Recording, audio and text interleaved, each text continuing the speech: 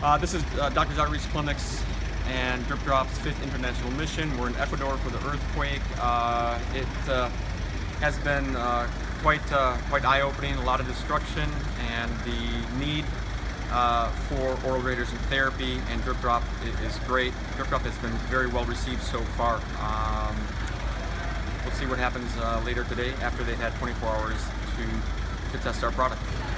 Hoy día tenés que comer poco, pero este jugo lo convierte en una hidratación mejor a él y se va a recuperar súper bien. First, I tried for a flavor, Yeah. and it's really good flavor. I think the kids will love that. The main structure and for a kid to be good, be better, it's hydration. Zinc helps a lot in that kind of infections, and will be really great for the kids. Dr. Narcisa Escobar. She is the chief of this. She tasted this and she said it's wonderful. This is very important for the children.